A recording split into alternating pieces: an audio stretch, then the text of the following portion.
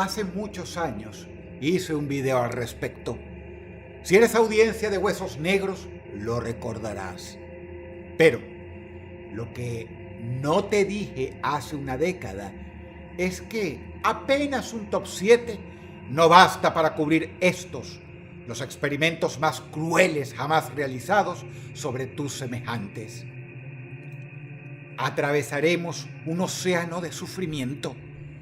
Lo que verás a continuación tiene el potencial de arruinar tu cena, tu paz, tus sueños.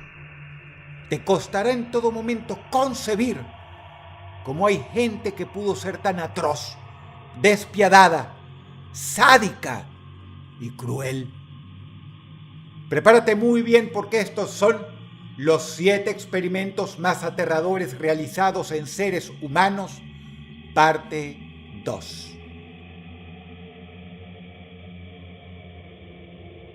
Número 7.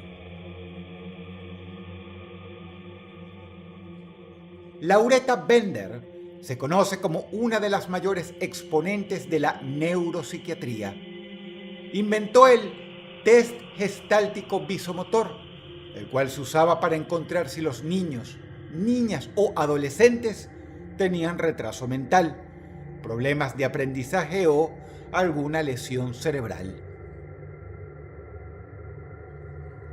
Pero varias de sus investigaciones fueron cuestionadas por la crueldad que provocaba al intentar sustentar algunas de sus tesis. Uno de los experimentos más criticados de la historia y por el que nunca fue investigada era el de ejercer choques eléctricos y suministrar potentes alucinógenos a niños esquizofrénicos con el objetivo de fomentar su sociabilidad. En ocasiones, estos alucinógenos provocaban malos viajes tan traumáticos en los infantes que la delicada psique de estos no pudieron soportarlo. Por esta razón, miles de niños que pasaron por sus manos quedaron con traumas que los llevaron en muchos casos al Número 7.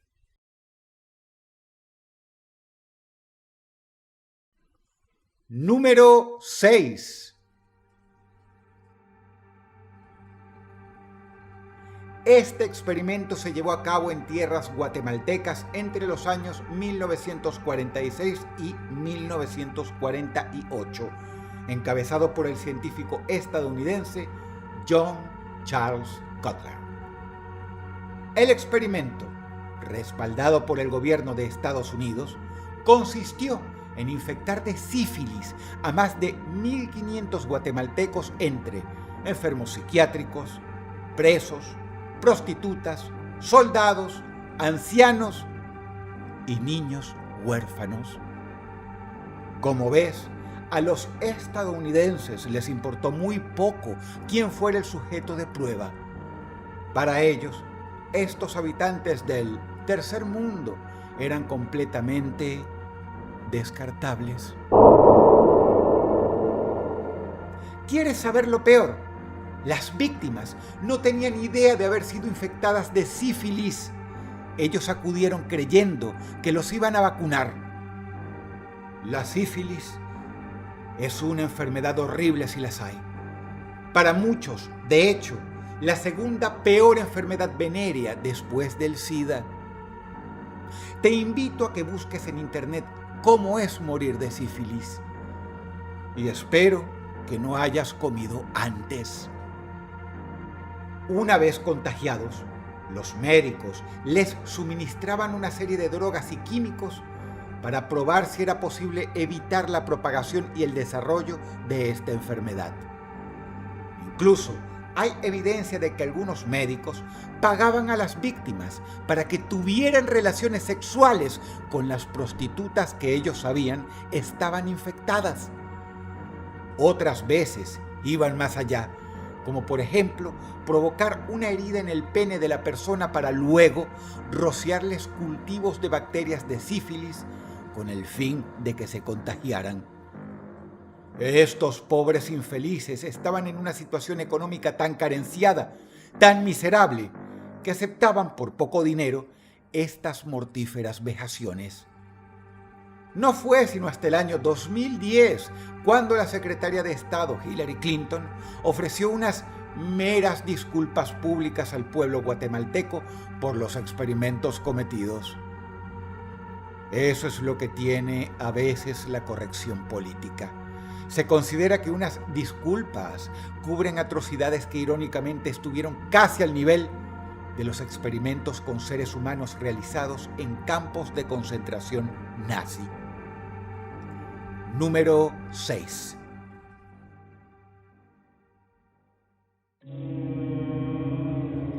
Número 5.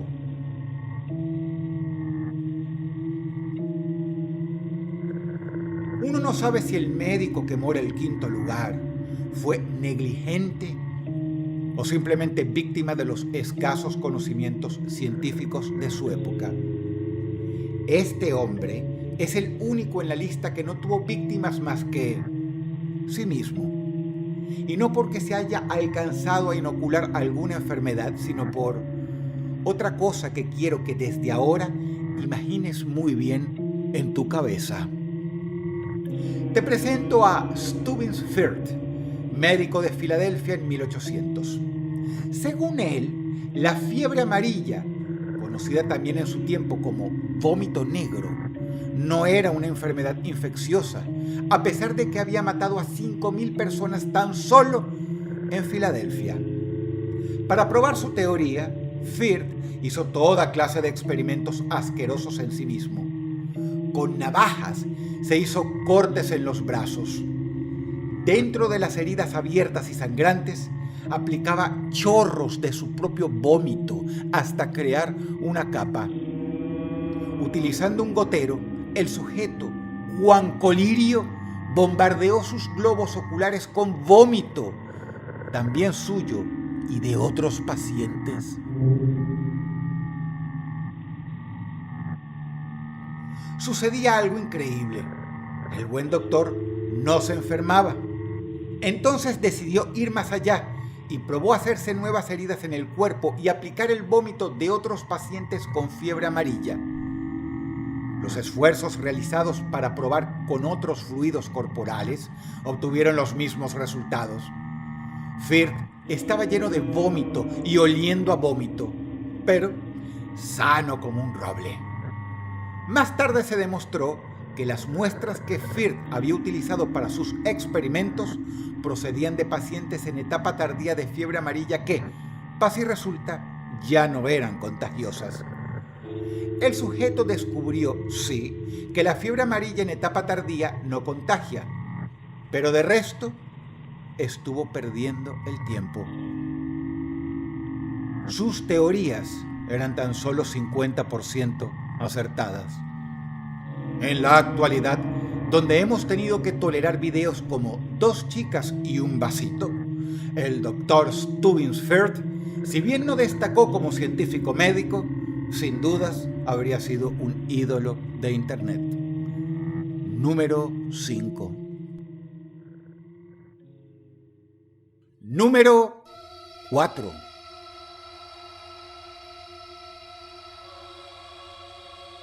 Lo que mora en este puesto no es un solo experimento, sino una serie de tales que se efectuaron sobre población civil de forma abierta, con efectos atroces. Se trata de las pruebas realizadas por el gobierno estadounidense con radiactividad en el marco de la Guerra Fría o en la etapa previa de la misma. Los casos más graves consistieron en inyecciones de plutonio a seres humanos, que fueron realizados de forma secreta a partir del año 1944. Otros experimentos se realizaron de forma pública e involucraban el uso de elementos radiactivos para comprobar sus efectos terapéuticos. O sea, lo que empezó con la buena intención de hacerle un bien al paciente, pronto se convertiría en un infierno para él mismo. De alguna manera, creyeron que la radiactividad ayudaba con la depresión. En 1963, la Universidad de Iowa llevó a cabo estudios con bebés sanos a los que se les hizo ingerir yodo 131, un elemento muy radiactivo. Entre 1945 y 1949, 820 mujeres embarazadas de bajos ingresos económicos recibieron dosis de hierro radiactivo en la Universidad de Vanderbilt. En 1963, 131 presos de los estados de Oregon y Washington recibieron $200 cada uno por dejarse exponer a radiaciones en los testículos que eran 100 veces superiores al máximo permitido. Y en 1949, los Institutos Nacionales de la Salud introdujeron pequeñas dosis de radiactividad en el desayuno de niños con retraso mental para comprobar cómo se producía la absorción del hierro por el organismo.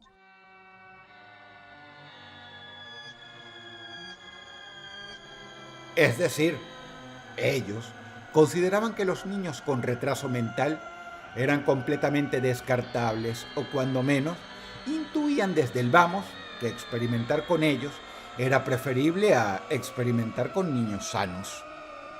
Como te podrás imaginar, esta serie de experimentos dejaron mares de hombres, mujeres y niños muertos. Como si eso no fuera suficiente, ten en cuenta que la muerte de todos y cada uno de ellos fue absolutamente dolorosa y atroz. Número 4. Número 3. El doctor Marion Sims es considerado el padre de la ginecología. Sus contribuciones al nacimiento y desarrollo de la medicina exclusivamente femenina son innegables.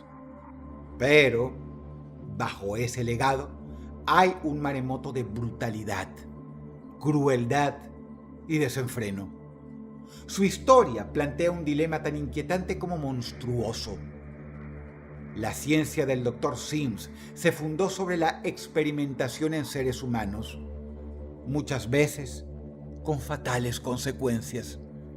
Sims confiesa en su autobiografía que en repetidas ocasiones las mujeres negras sobre las que experimentó, porque sí, él experimentaba exclusivamente con mujeres negras, era que las colocaba sobre una mesa, apoyadas sobre sus rodillas y codos, sin ropa, sostenidas a la fuerza por otros hombres, mientras él les introducía elementos en sus vaginas para practicar cirugías experimentales.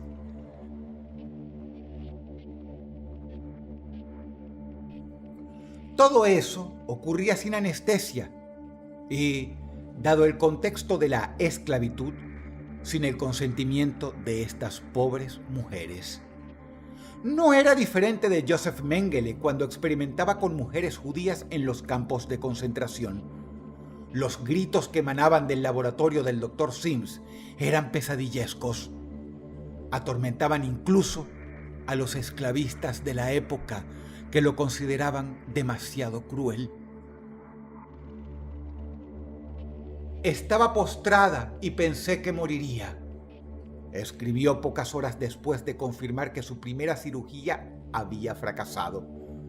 Al poco tiempo, sobre esa misma mujer que él mismo escribió que pensó que moriría, realizó un segundo experimento, aun cuando estaba completamente inflamada y moribunda.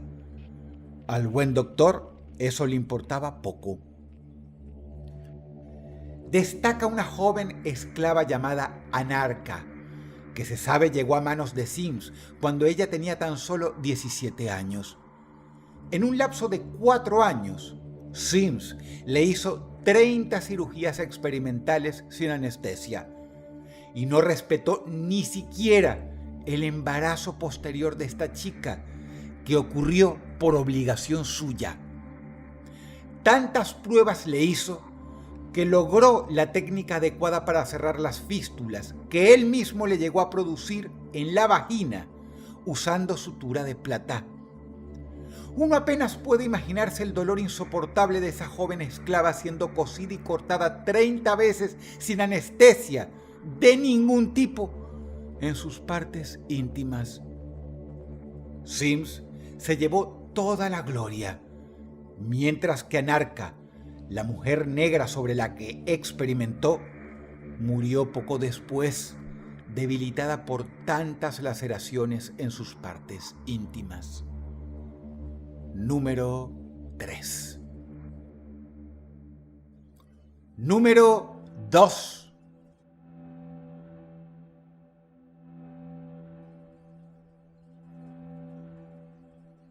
Lo que mora en este puesto no es tan terrible por los experimentos en sí mismos, de los cuales no tenemos mayor detalle que el saber que posiblemente se trataban en su mayoría de disecciones.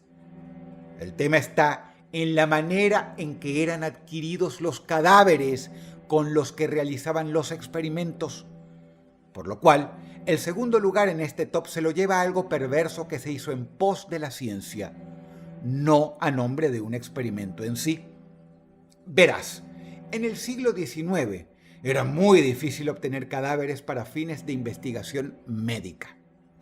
Una de las únicas formas en las que se podían conseguir eran a través de los cadáveres de ejecutados, pero como estos no eran suficientes, era muy normal recurrir al mercado negro, o séase, el que estaba fundado principalmente por el robo de cuerpos en los cementerios. Esto es inmoral en sí. Imagínate entonces que un día descubres que usaron el cadáver de tu tía para experimentos. Pero créeme, lo que mora aquí en el segundo lugar se pone mucho peor. Es acá cuando entran dos señores llamados William Burke y William Hare. Estos tocayos eran dueños de una casa de huéspedes en Escocia, y dada la demanda de cadáveres por parte de la ciencia, ellos pronto consiguieron una forma tan inteligente como execrable de cubrir la demanda.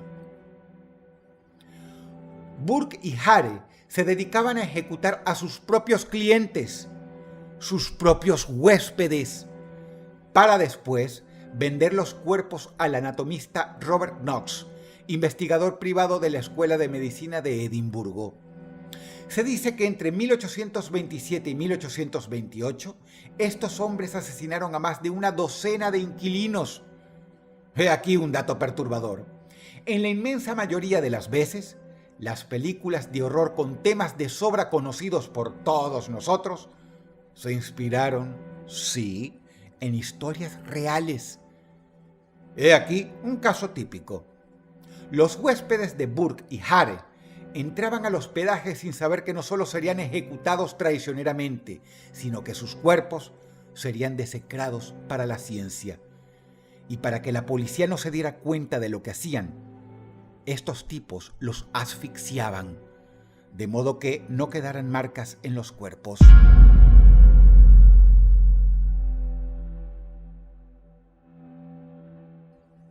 A partir de este hecho, el lenguaje británico acuñó la palabra burking, que significa matar comprimiendo el pecho de la víctima hasta asfixiarla, como herencia del nombre de uno de los asesinos, William Burke.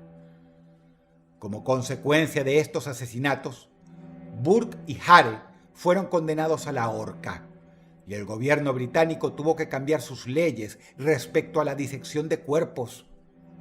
La cerecita sobre el pastel, los cuerpos de William Burke y William Hare fueron usados para la ciencia. Número 2.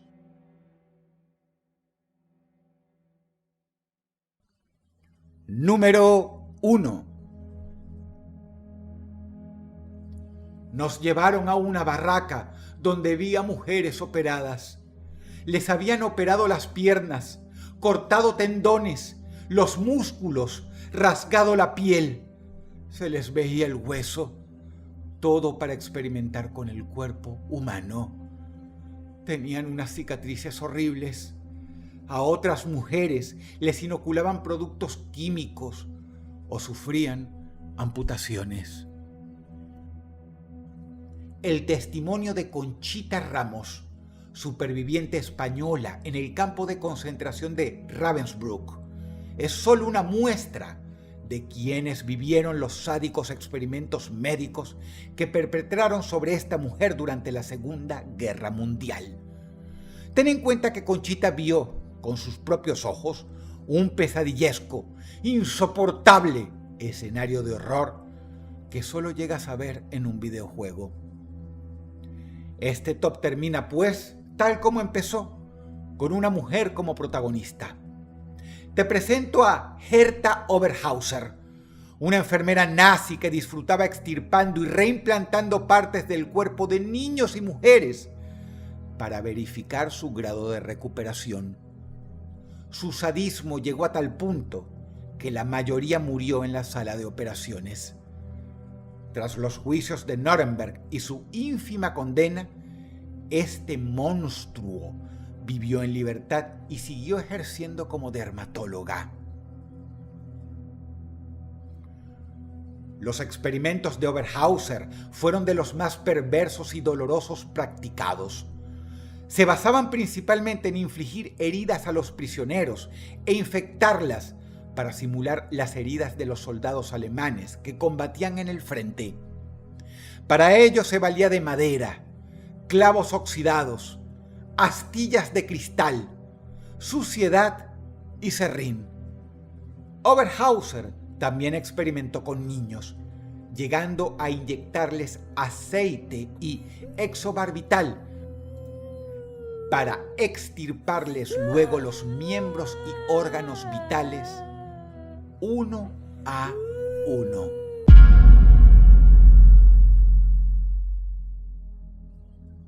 De la inyección a la muerte se tardaban en morir de 3 a 5 minutos, siendo conscientes las víctimas de sus efectos hasta el último momento. Tú que estás mirando esto, ¿te concibes haciendo lo que hizo Herta Oberhauser? ¿Serías capaz? El que tú siquiera puedas concebir viéndote hacer algo así, no quiere decir que no existan personas que serían perfectamente capaces de ello. Número 1.